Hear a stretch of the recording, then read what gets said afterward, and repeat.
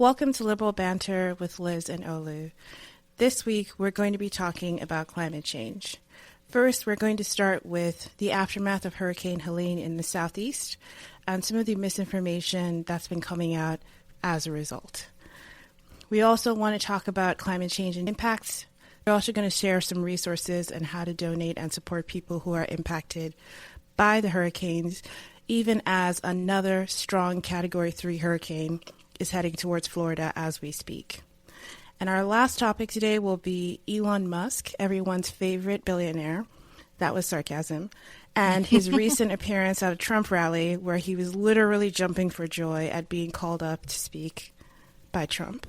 All right, let's get into it.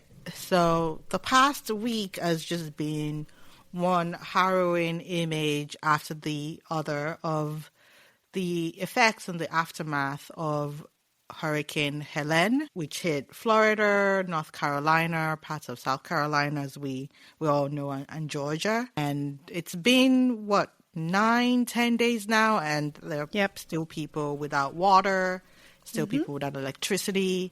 The body count is climbing day after day. The last time I checked in, it was 225. I don't know, it's probably going to continue to go up. Wow. I didn't know that it was that high.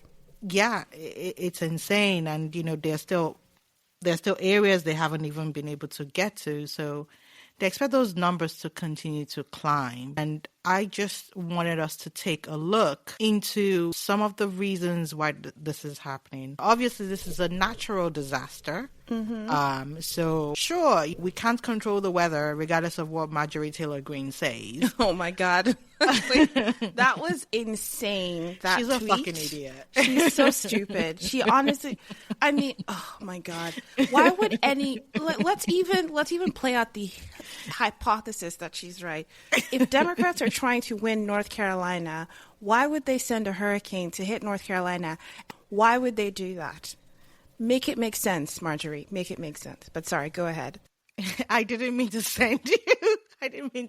I'm sorry. It's just so fucking stupid. Like, we're controlling the weather, with the Jewish space lasers? That's how we're controlling the weather? Like, GTFO. God. Okay, sorry. And unfortunately, we're about to delve into more extreme stupidity from the Republicans in this episode and their effects on climate change. Like, this part is funny, but we're going to get into more stupid parts that are just tragic for really all Americans, and particularly these Americans who live in North Carolina who've now lost their homes and their lives. I was watching Fox News this week because, sometimes I like to check in and see what's going on the other side. And it was just one heartbreaking story after the other of people, talking about what mudslides have done to their homes, what the floods have done to their homes. And I noticed there was a trend wherein Fox News would always say, oh, where's the Biden government? Where is FEMA? Where is all of the help that these people need? And I want to dissect and go into why this is happening to folks in a way that Fox News would never admit to and they would never ask questions about. So, first of all, a lot of people are finding out that their home insurance doesn't cover floods and natural disasters like hurricanes, which Fox News mentioned. What a time to discover that. Exactly. Fox News just mentioned this casually, like private insurance doesn't cover this. Fox News, being the pro-business shill that it is, does not ask the question, well, why the hell does it not cover flooding and damage to your homes, right? They do not ask that. But the questions that they were asking is, where is FEMA? And it was really messing with my brain because I was like, you are the people of small government. Yes. You are the ones who are always advocating cutting the budget, are always advocating cutting welfare. Because let's be frank, this is all welfare, right? It is. And you can see them obviously creating a special category for the victims of this just unmitigated, just awful disaster, right?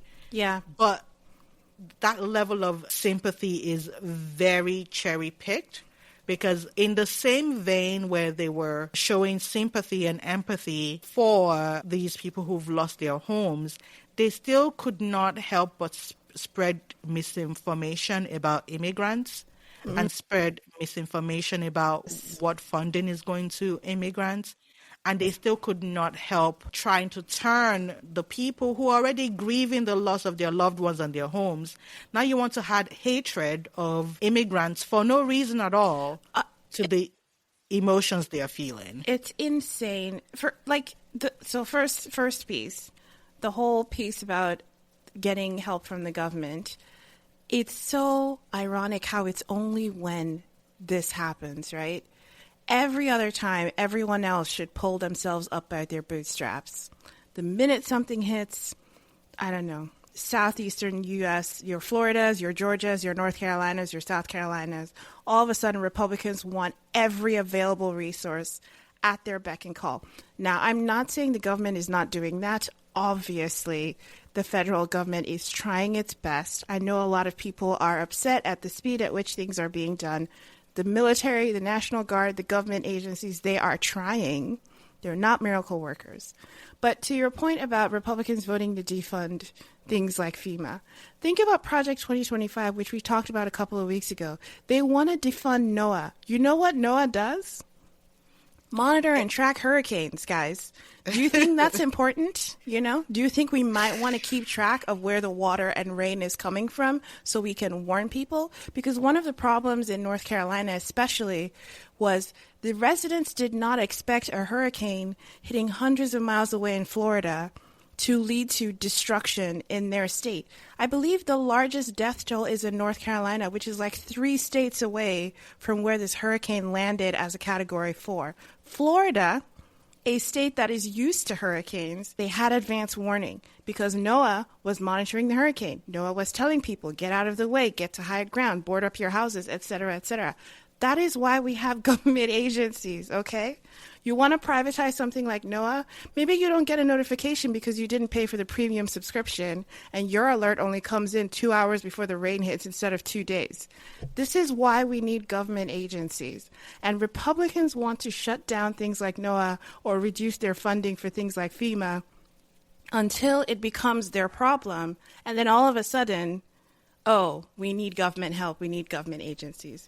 That's one of the most frustrating things about dealing with conservatives and Republicans when it comes to small government.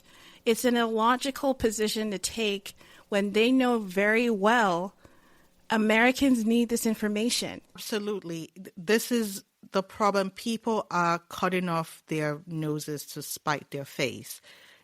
They keep doing this thing where they tell everyone and they tell people that other people are undeserving of help, right? These are the undeserving people. And so we're going to cut funding to hurt this undeserving people. But at the end of the day, that's just going to hurt everybody else, including yourself. And this is something that people are just not getting time and time again. Let's start with, one example that literally just happened last week. Republican members of Congress voted against funding FEMA, actually. They reduced the supplemental disaster funding for FEMA, and they actually did not pass that part of the bill for FEMA at all. 18 Republican senators and 170-something Republican House of Reps voted against this. And I'm not going to read through all of them because, obviously we don't have time. Wait, hold on. Let me guess. But I'm just going to, you can throw out some names. What states were these Republicans from, Olu? Of course. Florida, Matt Gaetz voted against this.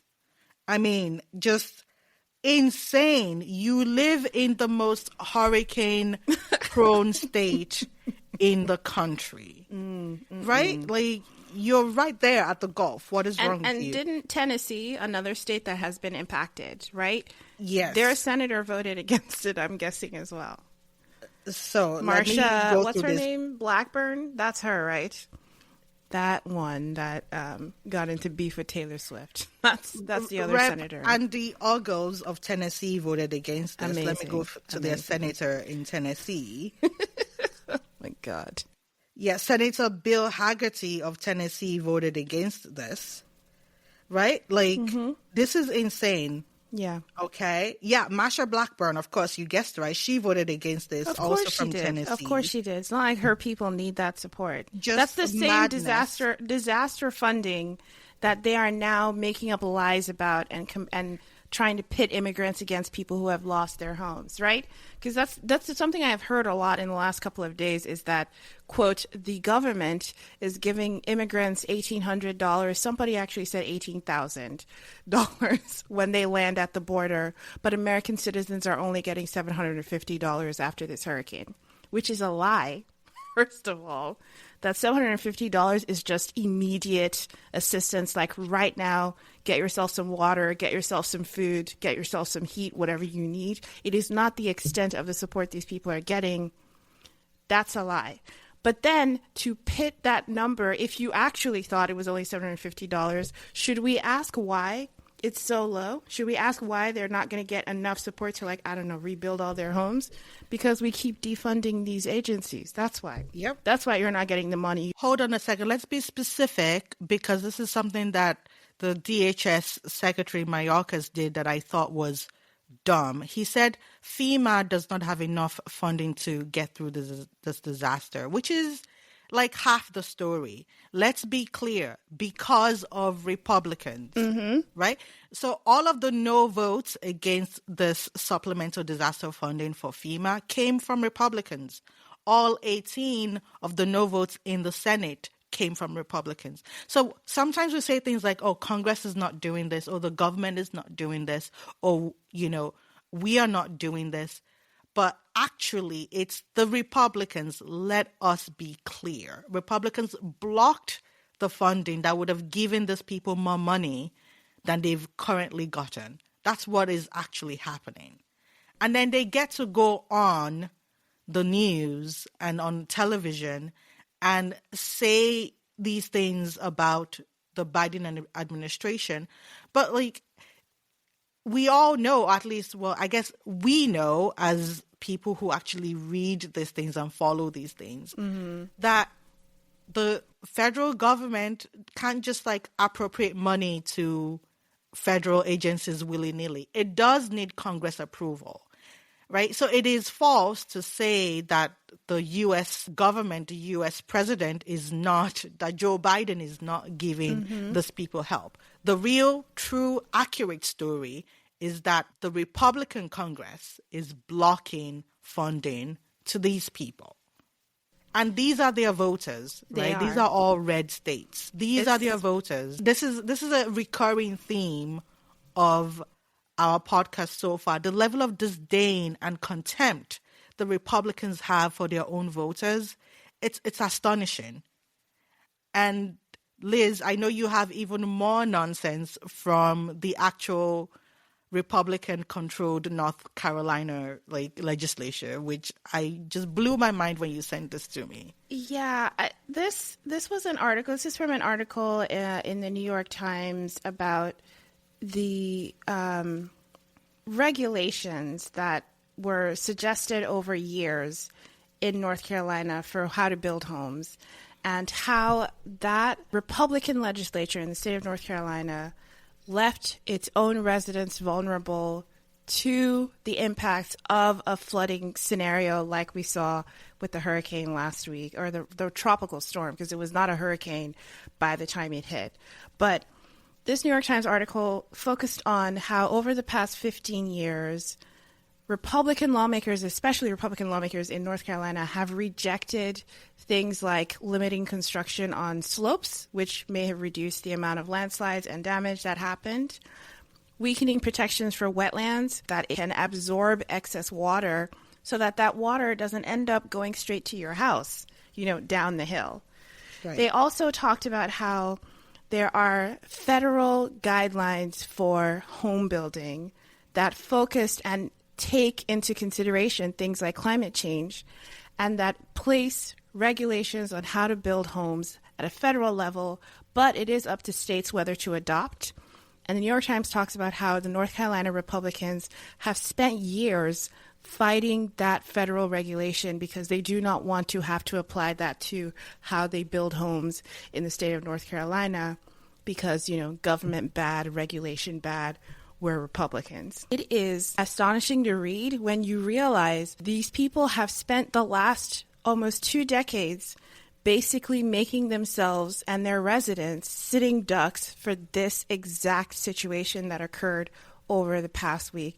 In Florida, which is a red state, I know some people still think it's a swing state, it's a red state now. In Florida, they know they get hurricanes.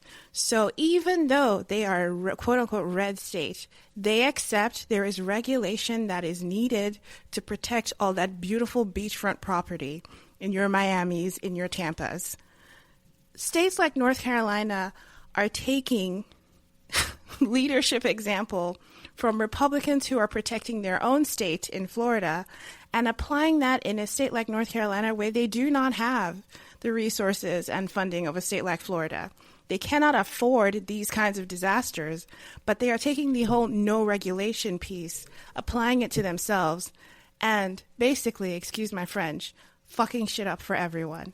So to your point about disdain for your own voters, another example of Republicans putting people in harm's way because they have only a focus on the short term, zero focus on the long term, very little actual empathy for the people that vote and send them to DC to represent them. Just completely insane, lack of governance and lack of oversight of anything, deregulating everything, and then throwing up your hands and asking, where is the government afterwards? When you literally defanged the government and you did everything you could to remove the government's ability to do anything for these people. And then you just want to use them as a talking point on Fox News. Yep. And I want to say about North Carolina specifically, because if you're a regular listener or, a political nerd, you may know that the governor of North Carolina is a Democrat. That's also the state where the lieutenant governor is nude Africa aficionado Mark Robinson. But I wanna say, because this again sort of goes to the election and who you should think about what you want to vote for. Because Cooper, a Democrat, is the governor, he vetoed legislation that was proposed this summer, a couple of months ago. The Republican legislator tried to pass even more changes to the law, weakening building standards in North Carolina. And the Democratic governor, vetoed that legislation because he said it would make buildings unsafe. Logic. Thoughtful man. But the Republicans in North Carolina have a supermajority, and so they overrode his veto. And so those further removal of regulations and weakening building standards went through. So even though the governor is a Democrat and tried to help his people, he could not because Republicans have a supermajority in the North Carolina State House. I want to say again, bringing it back to last week's episode, I know some of us are still mad at Chappell Roan. This is what she's talking about. You gotta vote local. It's not just about the governor. It's not just about the president. Kamala Harris, Joe Biden cannot come down to North Carolina and force your state representatives to care about your housing standards and why, and when a flood comes to help you out. You have to care about your local elections, not just the federal elections or the state level elections. Absolutely, because building codes are clearly local government, right? So this is what is very happening. Local government. This is what is happening in your backyard. And the problem is that the Republican Party has gone from only having their crazies in the national spotlight and also putting their crazies into, your school boards, your building boards, literally just all of your local governments. They've been turbocharged with insane people from the right, who are just there to dismantle all of the safeguards that we've put in to at least mitigate, if not prevent. Obviously, we cannot prevent this because this is climate change, and we'll talk about that a little bit more, but at least make things less miserable for people. Yeah, and the thing that it really strikes me is there's no plan. So, for example, let's say we agree with them that we are sending way too much money to those damn greedy scientists at NOAA. Fine. What is the alternative? What is the solution? It's the same thing they did with the Affordable Care Act. For years, they would keep voting to try and revoke it. Okay, fine. But if we revoke this tomorrow, if we defund FEMA, if we defund NOAA tomorrow, what is the solution? And who has to suffer while Republicans try to get their shit together for an alternative? There is no plan. There is no, again, excuse my French, there is no fucking plan. They have no solution. All they want to do is tear stuff down with no replacement. What do we do in that vacuum? What do we do? I don't understand these politicians. I want to say that nobody deserves this, okay? They did nothing to deserve this. This is a natural disaster. Again, MTG, nobody sent the hurricane there. But I really want to take people to take this opportunity to think through the people they are putting in office. It is very important. Literally, your life could depend on it, no matter where you live in this country. Absolutely. And let us talk about why we're having these natural disasters in the first place. Another factor, or the biggest factor, which the Republicans keep denying, which is climate change. So as you've mentioned, Project 2025 wants to abolish NOAA and just ban any sort of federal agency from dealing with climate change. They literally say that the National Weather Service, the National Marine Service, and NOAA have become the main drivers of climate change alarm industry, right? Literally implying in Project 2025 that climate change does not exist, and this is just alarmists making it up, right? Oh, which they've wow. also gotten their voters to believe. Amazing. Right? Amazing. And I'm sorry. I just want to say the insanity of that statement never ceases to amaze me. If you live in Tampa right now, we are recording this on a Sunday. If there is another fucking hurricane heading towards Tampa right now. Yep. Another fucking hurricane a week and a half after the last one. This one is probably going to be a category 3. So maybe only a few feet of storm surge instead of 12 feet, it might be 8 feet of storm surge. Right. Is that not alarming? Like, is that not fucking alarming? We should be alarmed. Hello. We should be really alarmed, okay? Like, I don't know what you mean by Noah is pushing alarmism. It is alarming that we're getting 2 very strong hurricanes within 2 weeks of each other in the exact same place. That is alarming. Guys, that's alarming. And again, Republicans don't want to acknowledge that this problem exists. They claim it's fake. So they don't want to deal with the underlying problem. And they also don't want to provide any safeguards or any solutions for when the effects of the problem actually show up and destroy people's lives. So they're literally screwing over their own voters, right? Making sure that we do not enact any regulations to actually reduce our slow march to literally, a disaster dystopian future. Mm-hmm. And also they are doing nothing to prepare for that disastrous future as well. And it's insane, because it's one thing if they want to say, okay, sure, so we're just going to continue fracking and drilling and all of this stuff, but at least maybe they would be willing to make insurance companies actually pay for fucking home insurance when something happens to your home, right? But they're not even willing to do that. So it's not only that the Republicans are the party of no governance, it's that they're the party of negative governance. They will literally put in rules and regulations to actually make the situation worse. I feel so bad because my sense is that the people who need to hear this are probably not listening to this podcast. Because we need to, you know what? Their friends and family are, and they are going to tell their friends and family. Right. Like, please just like explain to your uncle and cousins and aunts, for the love of God, please, because this is not only affecting North Carolina, right? Climate change is a global problem, right? People keep thinking that they can billionaire their way out of climate change, you know, like, I don't know, Elon Musk thinks he can fucking fly off to Mars or whatever.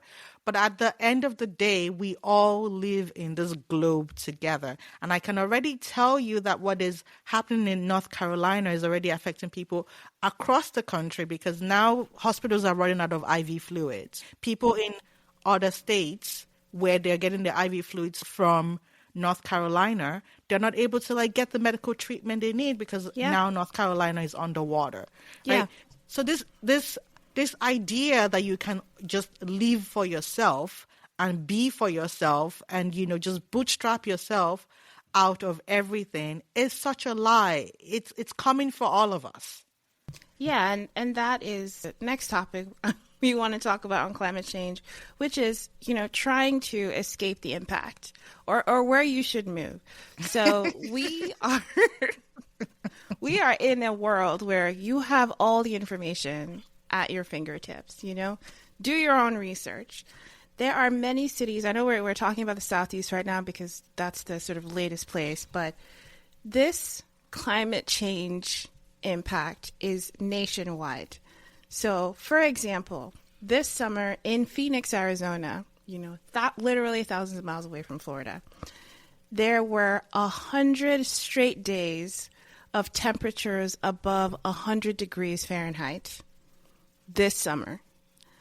I don't know how else to describe that except hell on earth. I am not a person that enjoys heat, okay? And what is 100 degrees Fahrenheit in Celsius for the international people? I don't remember the conversion. It's 30-something degrees. Let me look it up. 30-something degrees Celsius for 3.5 months in the summer. You can't even go outside. 37 degrees. 37 degrees. And I want to say that we're saying that was the minimum for those 3.5 months. So on most days, it was actually 110. That's not normal, okay? Also, you know, Phoenix is, Arizona is, I don't even know why we as a species live in Arizona, but that's a different discussion. This place gets 3.5 months of 37 degrees Celsius plus temperature, 100 degrees Fahrenheit plus temperature. Wow. Or let's talk about California. Obviously, everyone knows they get wildfires every year at this point.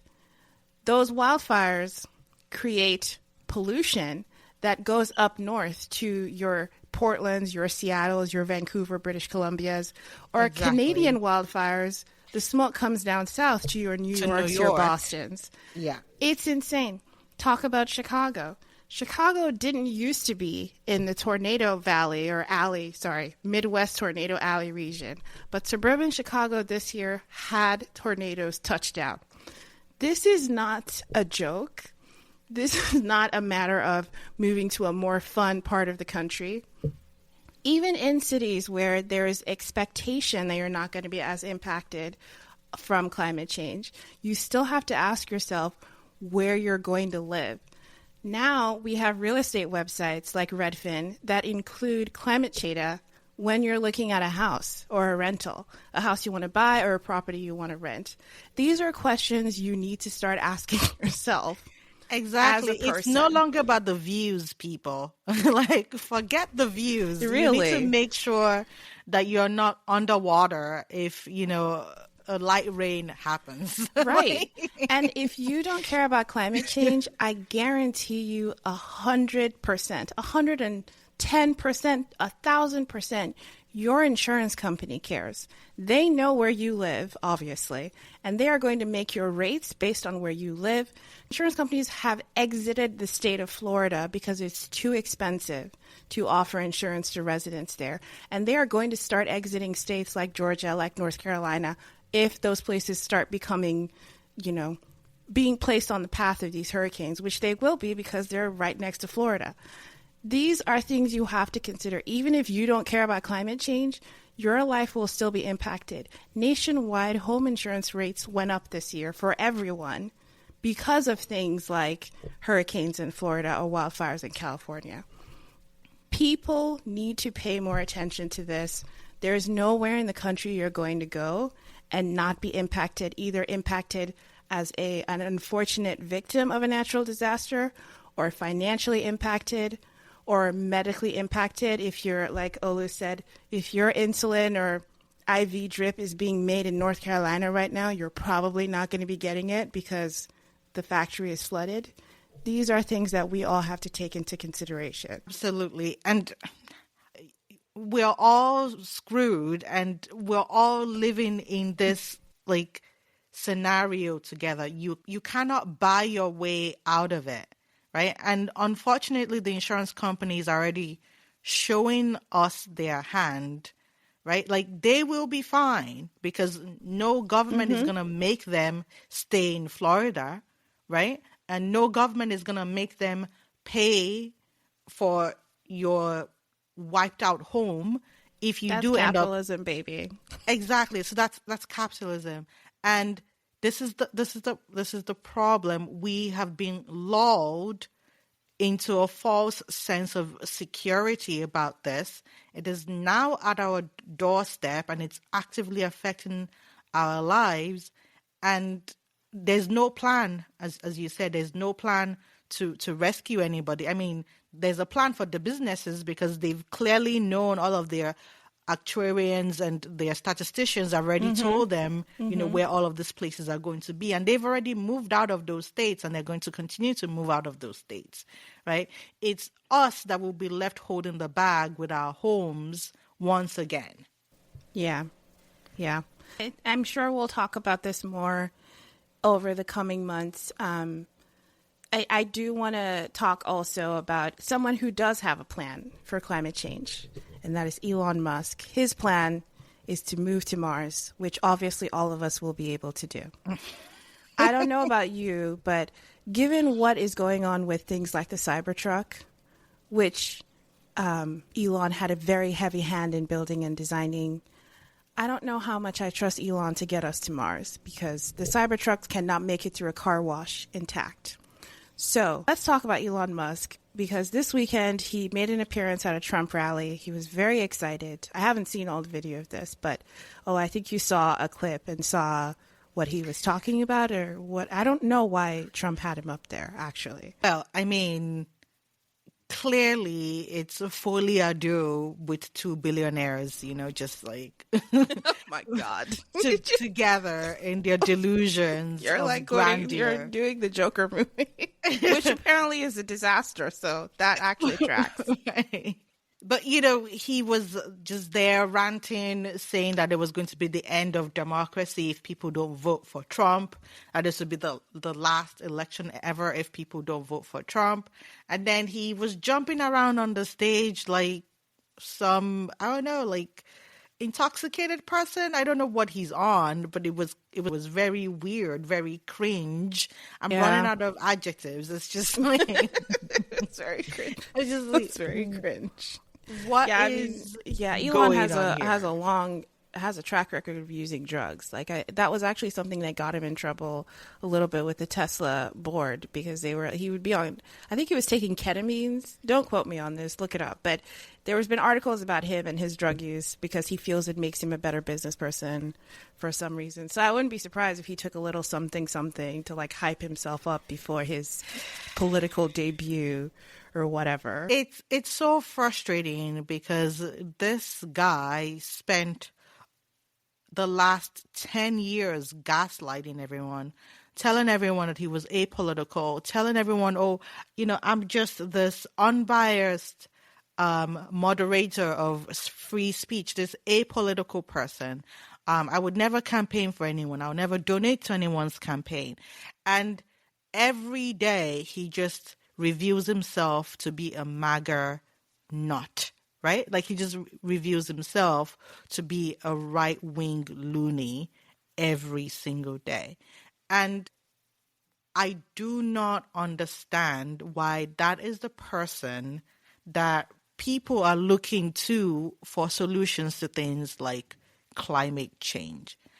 As you've said, anything you've seen about the brain chip or whatever, what makes anybody think that this guy is who we should hand over our futures to and the future of our children to? Why are we listening to these people?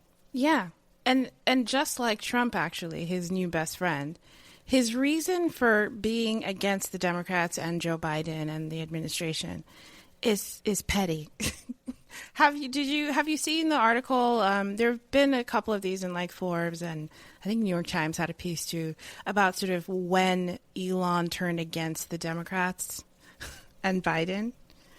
Did you know that it's mostly stems back to a 2021 White House summit on electric vehicles, and executives were invited to the White House, the CEO of GM, CEO of Ford, which are, they still build combustion engine gas powered cars, but they also have electric, like GM makes electric vehicles, Ford makes electric vehicles. Tesla was not invited to that meeting. And that's really where the beef started. And since then, like an adult, Elon has been on a rampage. So just like his good friend Trump, who was basically motivated to run for office because he was made fun of at a White House Correspondents' Dinner, that's his villain origin story. Elon's villain origin story is 2021. Biden didn't invite him to a sleepover with all the EV execs, and he was mad and disappointed, he said. And that soured the relationship, because I think most people can remember, 5 years ago, 6 years ago, Elon seemed like he was left leaning and a Democrat. But, we can blame Biden for this, I guess, is what I'm getting at. If you want to know where this started, the path from 2021 to Elon at a Trump rally, it's because he wasn't invited to that meeting. See, this is the problem. This is why my stance is there are no good billionaires. Like, you can't just say somebody's a good billionaire just because they're on Democrat side. Because as we've clearly seen, these are small men. These are small, egotistical men who will, lash out at the slightest impression of any kind of slight to their person, right? Like, this is the problem with, again, handing over so much of our political power to Elon Musk. Thank you for telling me that, actually. Oh, you didn't know? Oh, yeah. I didn't know that. Because I was actually thinking to myself today, to be clear, regardless of, what the Democrats say, Democrats are good for billionaires. They get them all of the deals they need. Why do you think Joe Biden flew over? Exactly. Joe Biden flew over to Saudi Arabia, not for us, for the fucking oil companies. They do so well under the Democrats. Obama was just a gift to Wall Street, right? And it looks like that's what Kamala Harris is going to be like as well. Let's be clear, billionaires and their lobbyists, they have the Democrats in the bag. So it's not good enough for someone like Elon Musk to just say, oh, I'm doing this for economic reasons. He's not doing it for economic reasons. He's clearly just doing it because his ego was hurt, apparently. Right? And that is the problem, because he will be able to get the same tax credits. He will be able to get the same patents. He will be able to get all of the same access to the Department of Defense's technology, NASA's technology under Democrats. All of that would still happen.